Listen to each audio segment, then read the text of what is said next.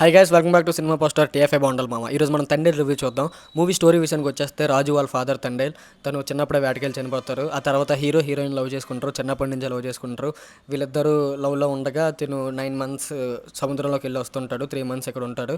అయితే కొన్ని ఇన్సిడెంట్స్ హీరోయిన్ని ఇబ్బంది పెడతాయి, తనని వేటకెళ్ళొద్దని చెప్తుంది. అయినా సరే వెనకుండా రాజు వేటకెళ్ళిపోతాడు. ఈ గ్యాప్లో హీరోయిన్కి ఒక సంబంధం వస్తుంది, తినే చూడమంటుంది సంబంధం.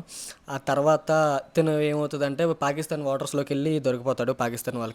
ఆ తర్వాత తను వెనక్కి ఎలా వచ్చాడా లేదా, హీరోయిన్ ఎలా ఫైట్ చేసింది, లాస్ట్కి వీళ్ళిద్దరూ కలిసారా లేదా అనేదే మిగిలిన కాన్సెప్ట్. మూవీలో పాజిటివ్స్ విషయానికి వచ్చేస్తే సాయి పల్లవి చాలా బాగా యాక్ట్ చేశారు. And Naga Chaitanya career best అని చెప్పాలి. ఇచ్చిన స్కోప్లో ఇరక్కుమ్మేశారు.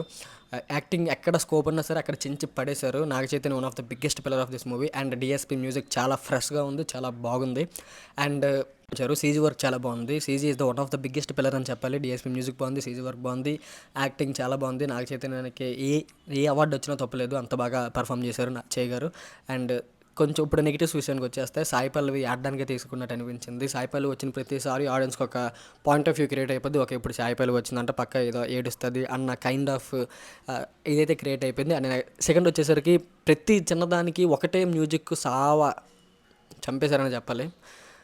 ఒకటే మ్యూజిక్, ఒక వైలెంట్ మ్యూజిక్ ఉంటుంది త్రూ అవుట్ ద మూవీ. ఏది ఒక సంతోషం వచ్చినా అదే వస్తుంది, సాడ్ వచ్చినా అదే వస్తుంది, ఏ ఎమోషన్ వచ్చినా సరే ఆ మ్యూజిక్ ఫస్ట్ ప్లే అవుతుంటుంది. అది నాకు కొంచెం ఇరిటేటింగ్ అనిపించింది.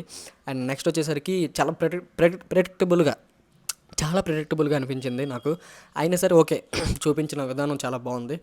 అండ్ నెక్స్ట్ వచ్చేసరికి పాకిస్తాన్ ఎపిసోడ్స్లో నాకు చాలా చాలా సినిమాటిక్ లిబర్టీస్ తీసేసుకున్నారు. అంటే ఇది రియల్ స్టోరీ అని నేను విన్నాను. రియల్ స్టోరీ అన్నప్పుడు రియలిస్టిక్గా అయితే నాకేం అనిపించలేదు. మొత్తం సినిమాటిక్ లిబర్టీస్ పెట్టి చేసేసారు అన్న ఫీలింగ్ అయితే నాకు పర్టికులర్గా క్రియేట్ అయింది.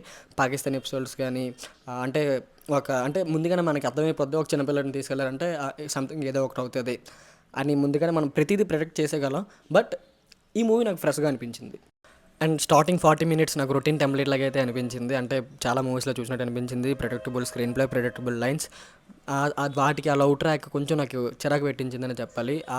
దాని బదులు క్లైమాక్స్లో తండేలని నేమ్కి జస్టిఫికేషన్ చేశారు కదా, దానికి రిలేటెడ్గా ఇంకొన్ని సీన్స్ చూపిస్తే బాగుంది అనిపించింది. ఆల్రెడీ ఒక సీన్ ఉంటుంది, అయినా సరే దానికి రిలేటెడ్గా కొంచెం ముందుగానే ఎస్టాబ్లిష్ చేస్తే క్లైమాక్స్లో తను తండేల్ అన్న నేమ్ ఎందుకు పెట్టుకున్నాడో దానికి ఇంకొంచెం జస్టిస్ అవుతుందని నా పర్సనల్ ఒపీనియన్. చందుమొండెడ్డి గారు ఇతను సక్సీడ్ అయ్యారనే చెప్పాలి. ఇతను తీద్దాం అనుకున్న మూవీని తీశారు. సినిమాటిక్ లిబర్టీస్ ఎక్కువ తీసుకున్నా సరే బాగుంది, పర్ఫెక్ట్గా ఉంది. ఈ తండేల్ మూవీకి మేము ఇచ్చే రేటింగ్ 3/5. చూడండి, ఫ్యామిలీతో హ్యాపీగా వెళ్ళి చూడండి. అడల్ట్ కంటెంట్ సీన్స్ అయితే ఏం లేవు, చాలా ఫ్రెష్గా ఉంది, కొత్తగా ఉంది. ఫ్యామిలీస్కి మూవీ ఖచ్చితంగా నచ్చుతుంది. ఇది guys Thandel review. For more movie related content subscribe to our cinema poster. Thank you.